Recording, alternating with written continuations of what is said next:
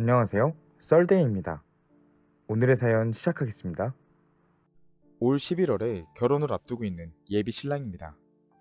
한 가지 걱정과 함께 불안한 느낌이 있어서 글을 올립니다. 저희 집은 어머니가 일찍 돌아가시고 아버지와 저, 여동생 이렇게 세 식구입니다. 6월 중순이 어머니 기일이라서 가족들끼리 식사 자리를 갖기로 했습니다. 원래부터 제사는 지내지 않은 집이었고 대신 흩어져 살았던 가족들이 모여 외식을 해왔습니다. 여자친구와는 결혼 날짜도 잡았고 신혼집도 구해놨고 결혼 준비도 차분하게 진행 중이었기 때문에 여자친구에게 어머니 기일 식사 자리에 함께하지 않겠냐고 물어봤습니다. 그랬더니 아직 결혼도 하기 전인데 벌써부터 시댁 행사에 부르려는 거냐? 그건 예의가 아니라며 벌써부터 이러면 결혼 후에는 더 심할 것 같다면서 자기는 시댁에 벌벌 떨면서 살지 않겠다고 하네요. 명절에도 설에는 시댁 먼저 갔으면 추석에는 우리 집 먼저 가는 거고 시댁에 한 번 가면 우리 집도 한 번 가는 거고 시아버지한테 전화 같은 거 의무적으로 드리지도 않을 거고 시아버지가 전화하면 받지도 않을 거다. 시누이가 건방 떨면 자기도 가만히 있지 않을 거다라면서 갑자기 저런 말들을 쏟아내기 시작했습니다. 뭔가 억울하더군요. 제가 먼저 우리 집에 잘해라, 우리 아버지한테 잘해라, 여동생한테 잘해라 이런 말 한 적 한 번도 없었고 앞으로도 할 생각도 없습니다. 결혼하면 새로운 가족을 꾸리는 거고 내 가족이 1순위라고 생각해왔습니다. 그런데 여자친구는 마치 저희 집이 영화나 드라마, 하다못해 인터넷에 떠돌아다니는 나쁜 시댁인 것처럼 벌써부터 학을 떼더라고요. 사실 여기까지만 쓰면 다들 저를 욕하실 겁니다. 비록 결혼 날짜를 잡긴 했지만 왜 결혼하지도 않은 여자친구를 벌써부터 가족 행사에 초대를 했냐? 그거부터가 문제다. 분명 그렇게들 말씀하시겠죠.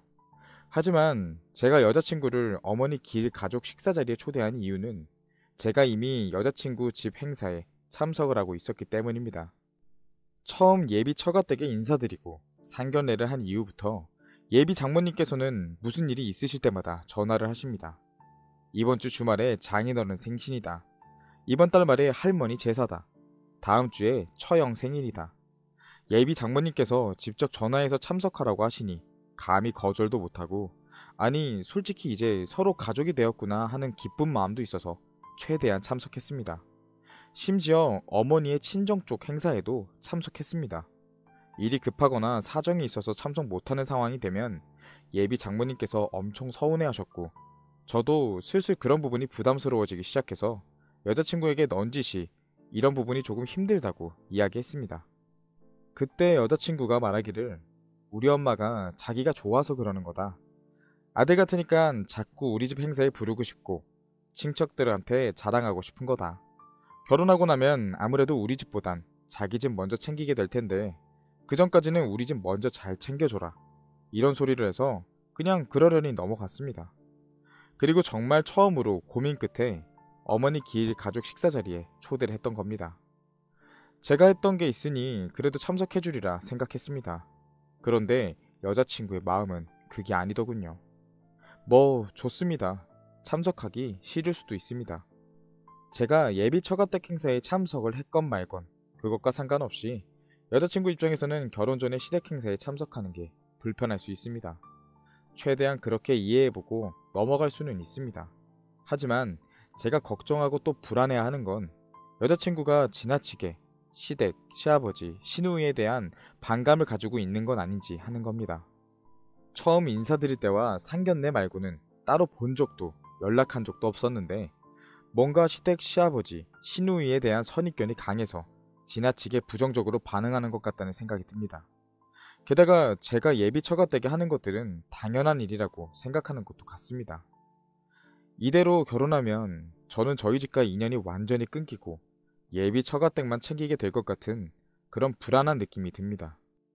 그리고 애초에 저희 아버지는 제 여자친구 전화번호도 모르시지만 예비 장모님께서는 하루가 멀다 하고 제게 전화를 하시고 여자친구는 그걸 전혀 케어할 생각이 없어 보입니다. 제가 너무 상황을 비약하는 걸까요? 결혼하신 선배님들께 조언을 구합니다. 확실히 댓글들 반응도 제 생각과 비슷하네요. 그래서 여자친구한테 이 글이랑 댓글도 좀 보라고 했습니다. 그랬더니 본인은 시댁과 아무리 거리를 둔다고 해도 어차피 여자라서 결혼하면 시댁 일에는 참석하게 되고 친정보다는 시댁 일이 우선이게 될 게 뻔하니까 결혼 전에라도 본인 집에 더 잘하고 싶었답니다. 그러면서 결혼하면 본인도 더 이상 친정 행사에는 참석 안 하고 엄마한테도 제게 따로 연락하지 말라고 할 거라고, 그러니까 걱정하지 말랍니다. 이거 역시 믿지 말아야겠죠?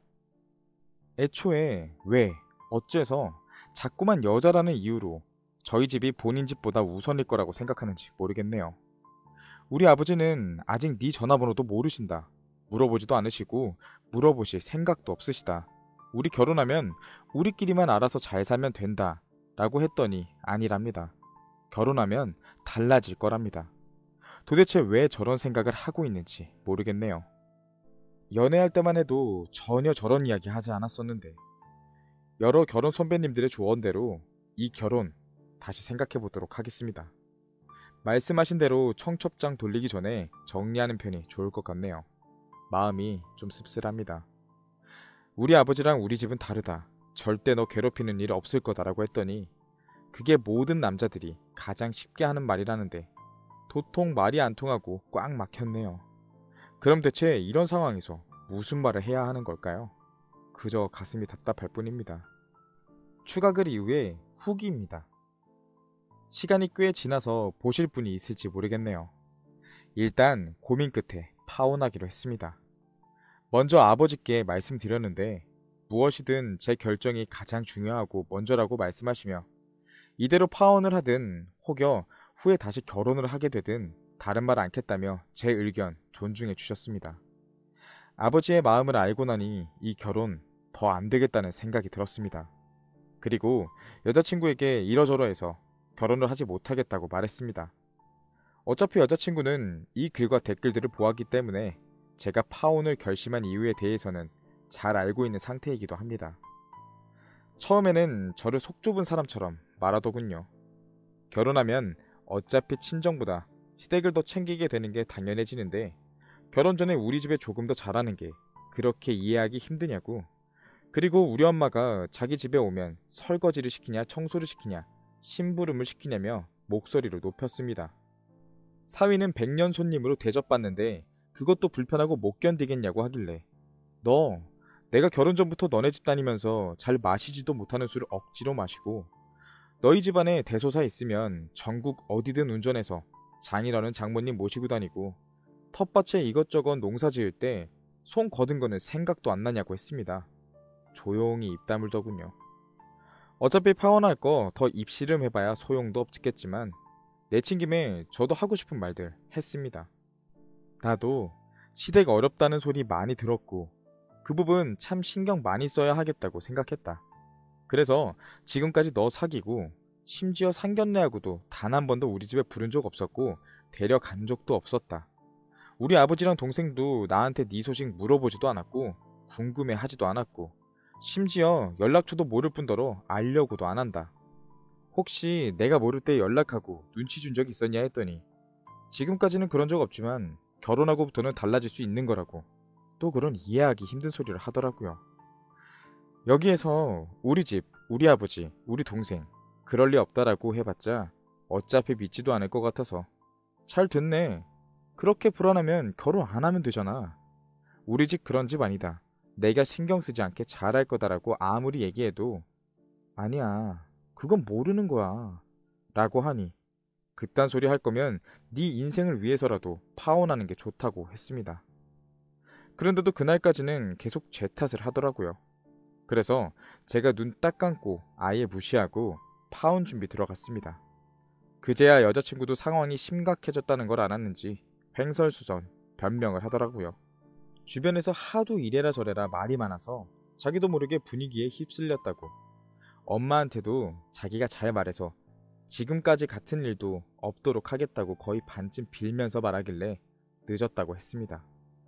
그리고 여자친구가 저한테 했던 말들 그대로 돌려줬습니다. 아니, 그건 몰라. 결혼하면 또 바뀔 수도 있어. 라고 하니 아니랍니다. 자기는 절대 아니랍니다. 그래서 계속 같은 말 해줬습니다. 그건 모르는 거야. 믿을 수가 없어. 여자친구가 내내 했던 말들이죠. 답답한지 울더라고요. 듣기도 싫고 보기도 싫다고 하고 헤어지고 나서 지금 혼자 파혼 준비 중입니다. 일단 제 주변에는 파혼 사실 다 알렸고 내일 중으로 여자친구 부모님께도 제가 직접 말씀드릴 예정입니다. 화가 나긴 하지만 그렇다고 예의 없게 굴지는 않을 생각입니다. 속 시원한 사이다가 아니어서 조금 죄송하네요. 아무튼 많은 조언들 덕분에 저도 힘들지만 속 시원한 결정 내리게 됐습니다. 그동안 정말 감사했습니다. 이렇게 본 사연 다 읽어드렸는데요. 구독자분들께서는 어떻게 생각하셨을까요? 그동안 사연자분께선 얼마나 답답하셨을까요? 아직 겪어보지도 않은 결혼 생활을 여자친구분께서 너무 조급하고 불안하게만 생각하신 게 아닌지 싶습니다. 읽어드리는 내내 답답하면서 이해가 안 되는 부분이 많았던 사연이었던 것 같습니다. 효도는 한계가 없고 끝이 없는 법이지만 별다른 스트레스와 강요하는 게 없었는데 여자친구분께서는 왜 그렇게 말씀하신 건지 모르겠네요. 부디 사연자님께서는 현재 행복한 생활을 하시며 스트레스 안 받으시며 지내셨으면 좋겠습니다. 오늘도 제가 들려드리는 사연 들어주셔서 정말 감사합니다. 좋아요와 구독 눌러주실 거죠? 그럼 다음에도 다양한 사연으로 찾아뵙겠습니다. 감사합니다.